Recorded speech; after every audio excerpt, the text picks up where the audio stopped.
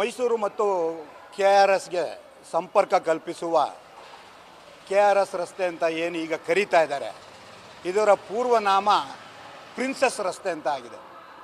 ಯಾತಕ್ಕೆ ಅಂದರೆ 1917ನೇ ಇಸುವಿನಲ್ಲಿ ಯಾವಾಗ ನಾಲ್ವಡಿ ಕೃಷ್ಣರಾಜ ಒಡೆಯರ ಆಳ್ವಿಕೆ ನಡೀತಿತ್ತು, ಆಗ ಮೈಸೂರಿನಲ್ಲಿ ಭೀಕರ ಕ್ಷಯರೋಗದ ಒಂದು ವಾತಾವರಣ ಮೂಡುತ್ತೆ.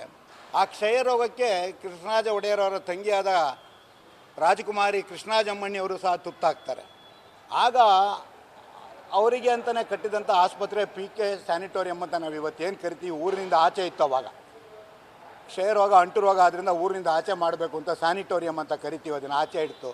ಆಗ ಅವರ ತಂಗಿ ಆ ಕ್ಷಯರೋಗದಿಂದ ಮರಣ ಹೊಂದುತ್ತಾರೆ. ಅವರ ನೆನಪಿಗಾಗಿ ದಾಸಪ್ಪ ಸರ್ಕಲ್ನಿಂದ ಹಿಡಿದು ಅಂದಿನ ಸ್ಯಾನಿಟೋರಿಯಂ ರಸ್ತೆಗೆ ಪ್ರಿನ್ಸಸ್ ರಸ್ತೆ ಅಂತ ಕರೀತಾರೆ. ಅವರು ಆವಾಗ ಆ ಸಂದರ್ಭದಲ್ಲಿ ಕೃಷ್ಣರಾಜ ಒಡೆಯರವರು ಹೇಳ್ತಾರೆ, ರಾಜಕುಮಾರಿ ರಾಜಮನೆತನದಲ್ಲಿ ಮಾತ್ರ ಇಲ್ಲ, ಬಹಳಷ್ಟು ಎಲ್ಲ ಮನೆಗಳಲ್ಲೂ ಒಂದೊಂದು ಹೆಣ್ಣು ಮಗು ಇರುತ್ತೆ. ಎಲ್ಲ ಹೆಣ್ಣು ಮಕ್ಕಳು ಅವರವರ ಮನೆಗೆ ಅವರವರ ಮಕ್ಕಳಿಗೆ ರಾಜಕುಮಾರಿಯರೇ ಆಗಿರ್ತಾರೆ, ಅವರವರ ತಂದೆ ತಾಯಿಗೆ.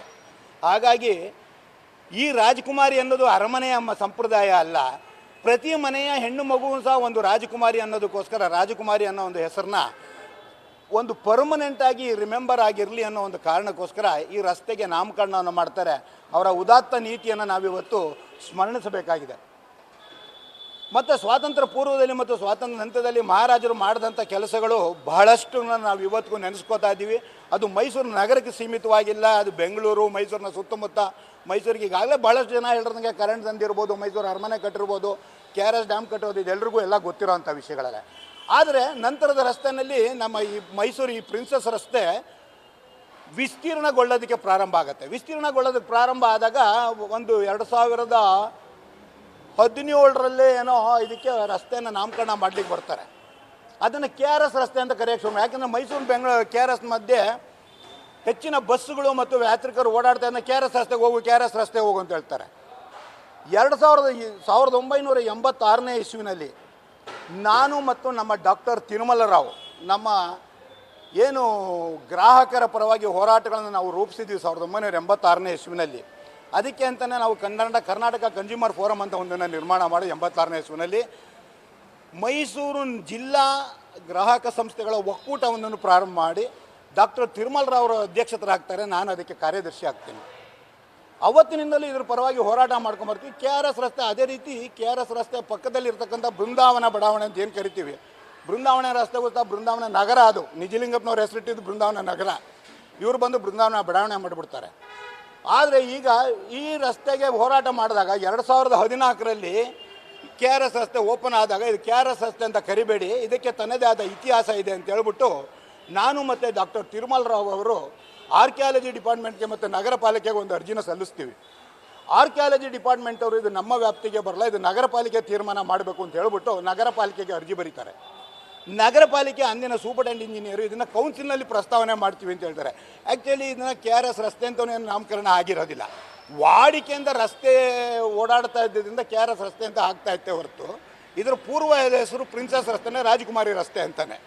ಈಗ ಏಕಾಏಕಿ ಈ ರಸ್ತೆಗೆ ಸಿದ್ದರಾಮಯ್ಯನವರ ಹೆಸರನ್ನ ಇಡಲಿಕ್ಕೆ ಪ್ರಾರಂಭ ಮಾಡಿ ಇದಕ್ಕೆ ಈಗ ಒಂದು ವಾರದ ಹಿಂದೆ ಪತ್ರಿಕಾ ಪ್ರಕಟಣೆ ಕೊಟ್ಟು 30 ದಿನಗಳ ಒಂದು ಜನಗಳಿಗೆ ಸಾರ್ವಜನಿಕ ತಿಳುವಳಿಕೆಯನ್ನು ನೀಡಿದ್ದಾರೆ. ಮತ್ತು ಅಬ್ಜೆಕ್ಷನ್ಸ್ನ ಕಾಲ್ ಮಾಡಿದ್ದಾರೆ. ಈಗಾಗಲೇ ಹಲವಾರು ಜನ ಅಬ್ಜೆಕ್ಷನ್ಗಳು ಹಾಕಿದ್ದಾರೆ. ನಾವು ಸಹ ಈಗಾಗಲೇ ಇದಕ್ಕೆ ಅಬ್ಜೆಕ್ಷನನ್ನು ಸಲ್ಲಿಸಿದ್ವಿ. ಅಬ್ಜೆಕ್ಷನ್ ಅಂದರೆ ಇದು ಸಿದ್ದರಾಮಯ್ಯನವರ ವಿರುದ್ಧ ಅಲ್ಲ, ಈಗಾಗಲೇ ಮಹಾರಾಜರ ಕಾಲದಲ್ಲಿ ಆಗಿರ್ತಕ್ಕಂಥ ಒಂದು ಹೆಸರನ್ನ ಸಿದ್ದರಾಮಯ್ಯನವರ ಹೆಸರು ಇಡೋ ಅಗತ್ಯ ಇಲ್ಲ. ಯಾಕೆ ಅಂತಂದರೆ ಈ ರಸ್ತೆಯಲ್ಲಿ ಮೊದಲು ಪ್ರಾರಂಭವಾಗಿದ್ದು PK ಸ್ಯಾನಿಟೋರಿಯಂ ಆಸ್ಪತ್ರೆ, ನಂತರ ಕೇಂದ್ರ ಸರ್ಕಾರದ ESI ಆಸ್ಪತ್ರೆ ಪ್ರಾರಂಭ ಆಗುತ್ತೆ, ನಂತರ ಯಡಿಯೂರಪ್ಪನವರ ಕಾಲದಲ್ಲಿ ಜಯದೇವ ಆಸ್ಪತ್ರೆಗೆ ಶಂಕುಸ್ಥಾಪನೆ ಆಗುತ್ತೆ, ನಂತರ ಈಗ ಇರತಕ್ಕಂಥ ಜಿಲ್ಲಾ ಆಸ್ಪತ್ರೆಗೆ ಆಗುತ್ತೆ. ಅದೇ ರಸ್ತೆಯಲ್ಲಿ ಮುಂದೆ ಬಂದರೆ ರೈಲ್ವೆ ಆಸ್ಪತ್ರೆ 80 ವರ್ಷದಿಂದ ಪ್ರಾರಂಭ ಆಗುತ್ತೆ. ಬರೀ ಆಸ್ಪತ್ರೆಗಳೇ ಇರೋ ಕಾರಣ ಇವರಿಗೆ ಸಿದ್ದರಾಮಯ್ಯನವರ ಆರೋಗ್ಯ ಮಾರ್ಗ ಅಂತ ಮಾಡೋಕ್ಕೆ ಹೋಗಿದ್ದಾರೆ. ನಮ್ಮದೇನು ಅಬ್ಜೆಕ್ಷನ್ ಇಲ್ಲ. ಆದರೆ ಅಬ್ಜೆಕ್ಷನ್ ಇರೋದು ಈ ಹೆಸರು ಪ್ರಿನ್ಸಸ್ ಹೆಸರನ್ನು ತೆಗೆದು ಮಾಡ್ತೀವಿ ಅಂತಾರಲ್ಲ, ಇದಕ್ಕೆ ನಮ್ಮ ವಿರೋಧ. ಪ್ರಿನ್ಸಸ್ ಹೆಸರನ್ನ ರಾಜಕುಮಾರಿ, ನಾಳೆ KR ಸರ್ಕಲ್ನೂ ನೀನು ಯಾವುದೇ ಹೆಸರು ತೆಗೆದು ಬದಲು ಮಾಡ್ಬೋದು, ಇದು ಬಿಟ್ಟರೆ ಇದು ಆಗಬಾರ್ದು. ಇದಕ್ಕೆ ನಮ್ಮ ಖಂಡಿತ ವಿರೋಧ ಇದೆ.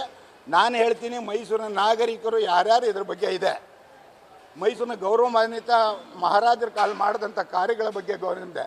ಮತ್ತು ಪೂರ್ವತನದ ನಮ್ಮ ಐತಿಹಾಸಿಕ ಪರಂಪರೆಯನ್ನು ನಾವು ಉಳಿಸ್ಕೊಳ್ಬೇಕಾದಂಥ ಅಗತ್ಯ ಇದೆ. ಇಂಥ ಸಂದರ್ಭದಲ್ಲಿ ಇತಿಹಾಸ ಮತ್ತು ಪರಂಪರೆ ಮೈಸೂರನ್ನು ಪಾರಂಪರಿಕ ನಗರ ಅಂತ ಈಗಾಗಲೇ ಆಗಿದೆ. ಪಾರಂಪರಿಕ ನಗರದ ಮಧ್ಯದಲ್ಲಿ ಪರಂಪರೆಯಲ್ಲಿ ಪ್ರಿನ್ಸಸ್ ರಸ್ತೆ ಅಂತ ಬಂದಿರೋದನ್ನ ನಾವು ತೆಗೆದುಹಾಕಿದ್ರೆ ಇದಕ್ಕೆ ಯಾರು ಪರ್ಮಿಷನ್ ಕೊಟ್ಟಿದ್ದಾರೆ? ಇದು ಬದಲಾವಣೆ ಮಾಡ್ಲಿಕ್ಕೆ ಮುಂಚೆ ಕಾರ್ಪೊರೇಷನ್ ಅವರು ಅಲ್ಲಿಂದ ಆರ್ಕಿಯಾಲಜಿ ಡಿಪಾರ್ಟ್ಮೆಂಟಿಂದ ತೊಗೋಬೇಕಿತ್ತು, ಅಥವಾ ಪಾರಂಪರಿಕ ಒಂದು ಏನು ಅದಕ್ಕೊಂದು ಕಲ್ಯಾಣ ಸಂಸ್ಥೆ ಇದೆ ಅಲ್ಲಿಂದ ಪರ್ಮಿಷನ್ ತೊಗೋಬೇಕಿತ್ತು. ಅಲ್ಲಿಂದನೂ ತೊಗೊಂಡಿಲ್ಲ. ಇವ್ರಿಗೆ ಇಷ್ಟ ಬಂದ ರೀತಿ ಮಾಡಲಿಕ್ಕೆ. ಆ್ಯಂಡ್ ಇದರಲ್ಲಿ ಗಮನಿಸಬೇಕಾದ ಮತ್ತೊಂದು ವಿಷಯ ಅಂದರೆ, ನಮ್ಮ ಡಾಕ್ಟರ್ ತಿರುಮಲ ರಾವ್ ಅವರು ಮರಣ ಇವತ್ತಿಗೆ 1 ತಿಂಗಳಾಗಿದೆ, 1.5 ತಿಂಗಳಾಗಿದೆ. ಅವರು ಇದ್ದಷ್ಟು ದಿನ ಆ ರಸ್ತೆಗೆ ಅವರು ತಕರಾರು ಸಲ್ಲಿಸಿ ಅವರಿಗೆ ಬದಲಾವಣೆ ಮಾಡಲ್ಲ ಅಂತ ಏನು ಅರ್ಜಿನ ಕೊಟ್ಟಿದ್ದರು, ಅವರ ಅರ್ಜಿನ ಪರಿಗಣಿಸಿದ್ರು. ಅವ್ರ ನಿಧನ ನಂತರ ಇದನ್ನು ತೆಗೆದಿದ್ದಾರೆ. ಅಂದರೆ ಇವರ ದುರುದ್ದೇಶಗಳ ಕಾರಣವಾಗಿ ಗೊತ್ತಾಗ್ತದೆ. ದುರುದ್ದೇಶಪೂರ್ವಕವಾಗಿ ತಿರುಮಲ ರಾವ್ ನಿಧನ ಹೊಂದಿದ ನಂತರ ಈ ರಸ್ತೆನ ಮತ್ತೆ ಮರುನಾಮಕರಣ ಮಾಡಕ್ಕೆ ಕೊಟ್ಟಿದ್ದಾರೆ. ಮೈಸೂರಿನ ಯಾವುದೇ ಪರಂಪರೆಗೆ ಧಕ್ಕೆ ಬರದೇ ಇರೋ ರೀತಿ ಹೆಸರುಗಳನ್ನಾಗಲಿ ಸ್ಮಾರಕಗಳನ್ನಾಗಲಿ ಉಳಿಸ್ಕೋಬೇಕಾದ್ದು ಸರ್ಕಾರದ ಕೆಲಸ ಆಗಿರುತ್ತೆ, ನಗರ ಪಾಲಿಕೆ ಕೆಲಸ ಆಗಿರ್ತದೆ. ಈ ಕೆಲಸವನ್ನು ಅವರು ಮುಂದುವರಿಸಲಿ, ಸಿದ್ದರಾಮಯ್ಯನವ್ರ ಹೆಸರು ಇಡಲಿ, ಸಿದ್ದರಾಮಯ್ಯನವ್ರನ್ನ ಒಂದು ಸ್ಟ್ಯಾಚ್ಯೂನು ಮಾಡಲಿ, ಅದ್ರ ಬೇರೆ ಜಾಗದಲ್ಲಿ ಮಾಡಲಿ ಅಂತ ನಾನು ಹೇಳ್ತೀನಿ.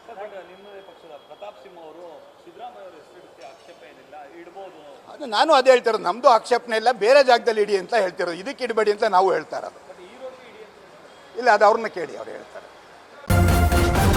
ನ್ಯೂಸ್ ಫಸ್ಟ್ ನಿರ್ಭೀತಿಯಿಂದ ನಿಮ್ಮ ಪರವಾಗಿ.